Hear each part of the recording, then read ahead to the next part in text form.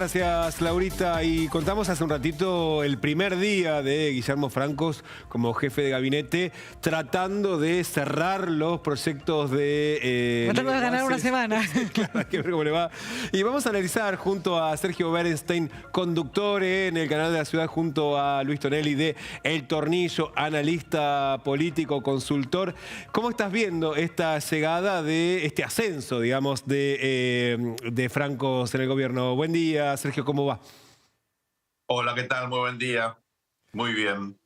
No sé si vas a coincidir. A mí me llamó mucho la atención que incluso en el comunicado del gobierno cierra con una palabra que hasta ahora no había aparecido mucho en el diccionario de Milei, la palabra consensos. Creo que entramos en una etapa totalmente distinta. Después de un inicio caracterizado al comienzo por la intención de fortalecer al presidente, de poner al gobierno plantado en cuestiones que parecían irreductibles. Primera ley bases, ¿se acuerdan? En febrero de este año.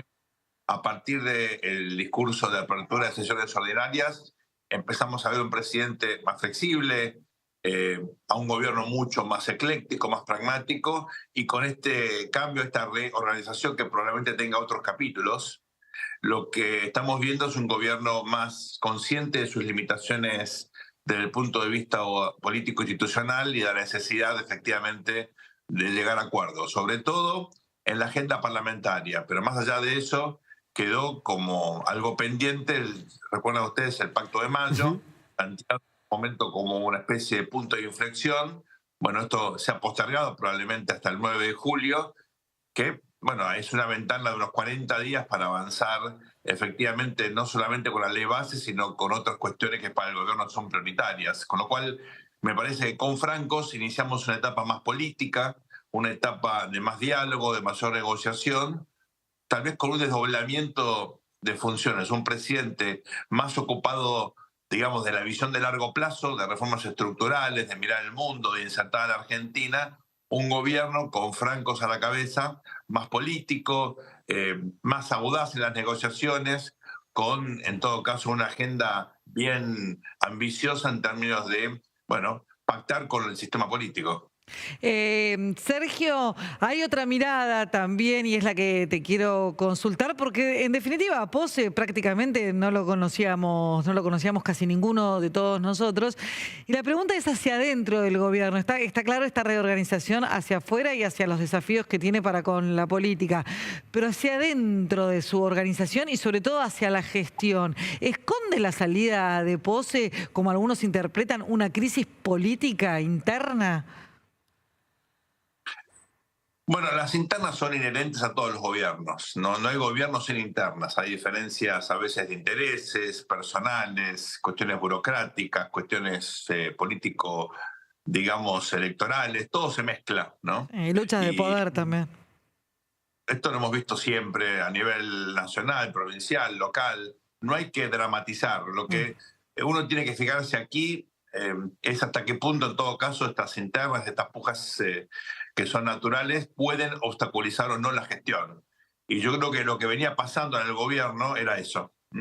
En algunos casos porque, bueno, por las características tal vez de personalidad del anterior jefe de gabinete, por algunas cuestiones que fueron muy polémicas vinculadas al servicio de inteligencia, por tal vez algunas postergaciones que eran, bueno, al comienzo entendible, después de 6 meses no, en la designación de funcionarios en áreas claves. Yo creo que aquí lo que hubo tal vez fue un precio muy alto de un gobierno que no tenía experiencia, ni el presidente, ni la vice, ni la secretaria general, ni el jefe de gabinete. Bueno, han puesto en ese cargo clave al más experimentado de todos los funcionarios, con lo cual hay como un reconocimiento que no podés gobernar un país realmente con un equipo sin antecedentes, sin conocimiento de lo que implica la gestión y la política, ¿no? Y yo creo que ahora hay una política distinta. Veremos si esto funciona.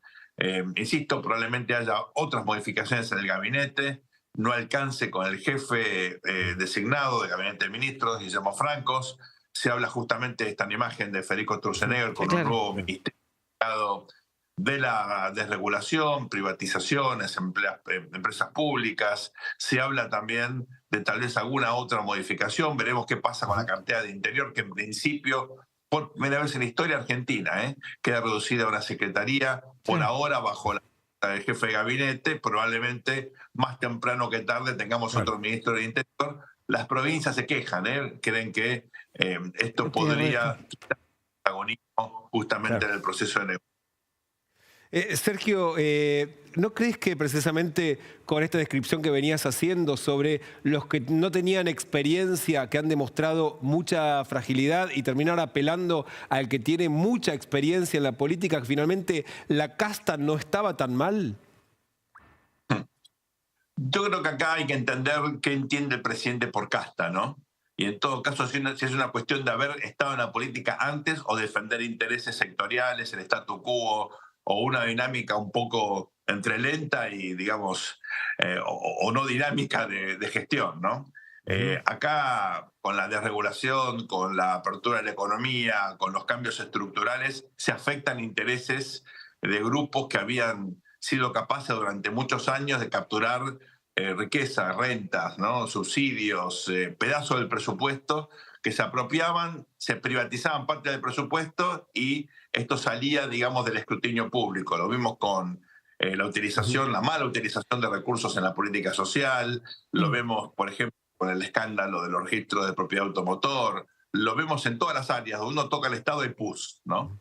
Y yo creo que, digamos, tiene menos que ver con los años de experiencia y tiene más que ver con la diferencia, con la defensa de intereses corporativos, con, en todo caso, mantener esta especie de velo por sobre esta riqueza que fue apropiada por diferentes sectores de la sociedad con la complicidad de la clase política. Por ejemplo, el último escándalo involucra a una empresa del rubro del tabaco que no paga impuestos. Bueno, esos escándalos, eso es la casta, digamos, ¿no? Y en todo caso lo que hay que entender acá es que tiene que ver con la actitud de sacarle plata a la sociedad argentina y privatizarla, y no con la experiencia de gobierno. Si la experiencia es puesta en función del cambio, bueno, eso en todo caso es justamente lo que busca el actual gobierno. Hay que ver si lo logra. Es una agenda ambiciosa, pues está tocando, obviamente. Tremendo desafío acá en Argentina. Sergio, no quiero despedirte sin consultarte por el tema más convocante de esta semana para el gobierno y también para la oposición. La ley de bases, ¿qué futuro le ves a eso? Sabemos que para el gobierno es casi imprescindible tener un éxito en el Congreso. ¿Cómo ves que está quedando parada la oposición ya a esta altura del debate en el Senado en términos de tener que prestar o no prestar apoyo? Bueno, ahí hay buenas y malas noticias, ¿no? Yo creo que el gobierno va a tener una ley, pero es una ley, digamos, muy diferente a la que tenía en mente. La que se imagina.